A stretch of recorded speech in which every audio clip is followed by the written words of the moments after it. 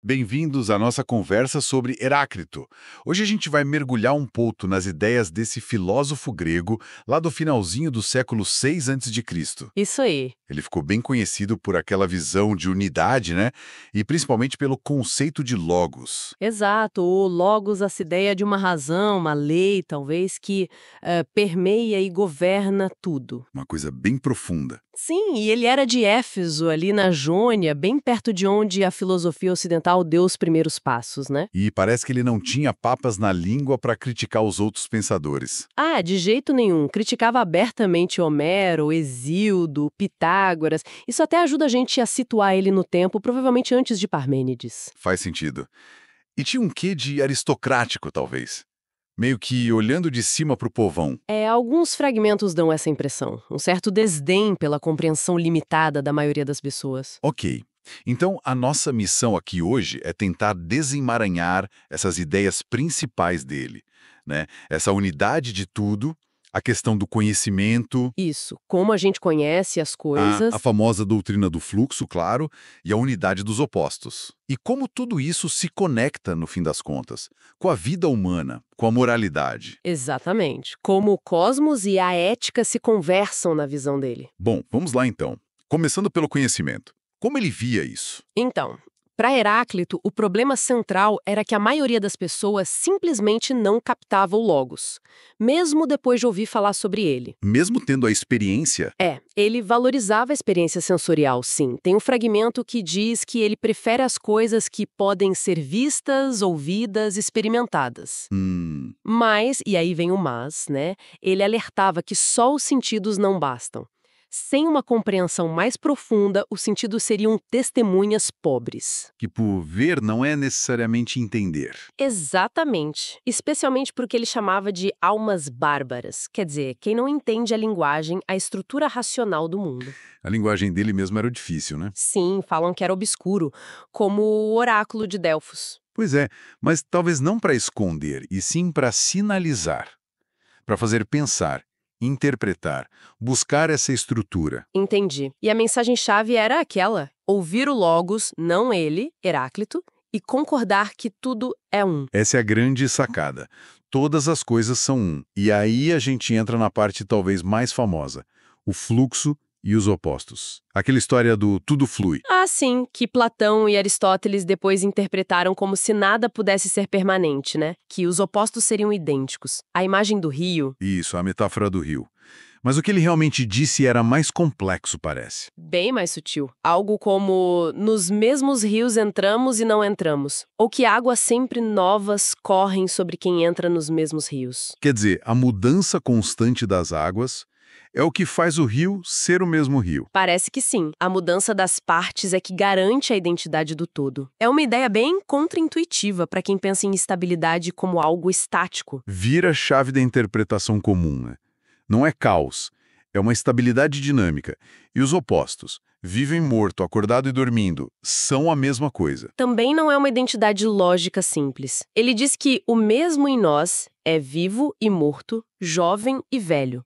Mas ele explica: estas coisas, tendo mudado, são aquelas, e aquelas, tendo mudado, são estas. Ah, então o foco é na transformação de um no outro. Exato, na interconexão. O frio esquenta, o quente esfria, um sucede o outro, um depende do outro. O paradoxo serve para despertar o pensamento sobre essa dinâmica, não para jogar a lógica fora. Faz mais sentido assim. E essa visão dinâmica diferenciava ele dos primeiros jônios que buscavam a substância original, tipo a água de Tales. Com certeza, eles queriam um elemento fixo na base. Heráclito fala muito do fogo, é verdade. Este mundo-ordem sempre foi, é e será. Fogo sempre vivo. O fogo como princípio. Talvez mais como o símbolo perfeito desse processo de transformação constante e ordenada. Todas as coisas são uma troca pelo fogo. Parece mais um padrão, uma lei de troca, do que uma matéria única. O constante mesmo seria essa lei, o logos. E essa lei, o logos, que rege tudo, o universo, o cosmos, como ele chamava, Isso, e esse cosmos, essa ordem, é eterna para ele. Não foi criada por deuses nem por homens. O fogo se transforma com medidas, vira água, terra, mas tudo num equilíbrio. Tipo uma conservação de energia primitiva? Algo nessa linha, sim. Uma lei de equilíbrio dinâmico. Por isso que até o conflito, a guerra, a luta, é vista como necessária, como pai de todas as coisas, e até justa, porque faz parte dessa harmonia dinâmica. Harmonia no conflito. Interessante. E aquela frase do caminho para cima e para baixo? O caminho para cima e para baixo é um e o mesmo. Ilustra perfeitamente essa troca constante, cíclica e equilibrada. E como essa visão do universo todo se aplica à vida humana? Você mencionou a moralidade. Diretamente. A alma humana, para ele, também tem essa natureza meio ígnea, sabe? E a profundidade dela, o logos da alma, seria ilimitado. E a condição da alma? É afetada por essa física. A alma seca seria mais sábia, enquanto a úmida, como na embriaguez, seria tola. Conecta o estado físico e mental à ordem cósmica. E as leis da cidade? Ah, isso é crucial. As leis humanas não são só convenções. Elas precisam derivar da lei divina única, do Logos universal. Ele dizia que o povo devia lutar pela lei como luta pela muralha da cidade. Nossa, então a ordem social reflete a ordem natural. E a divindade nisso tudo? Não é um deus pessoal, tipo Zeus? Não parece ser. A divindade é essa própria ordem racional, o Logos, talvez simbolizado pelo fogo inteligente. Ele é o uno sábio, mas ele diz que quer e não quer ser chamado pelo nome de Zeus. Quer dizer, transcende essas figuras mitológicas? Exatamente. É a estrutura dinâmica e racional do próprio cosmos. Ok, então para a gente ir fechando.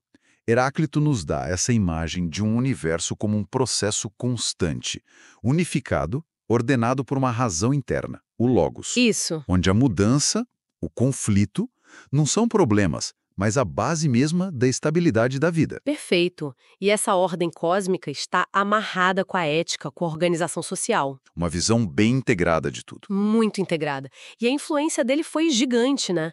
Mesmo Platão, que o criticava, foi influenciado. Os estoicos, então, nem se fala. Sem dúvida. E talvez a reflexão que fica pra gente é: se a realidade é essa mudança constante, mas regida por uma lei, por um logos, como que a gente pode usar essa ideia para navegar melhor as mudanças inevitáveis da nossa vida, da nossa sociedade? Uma ótima pergunta para a gente continuar pensando.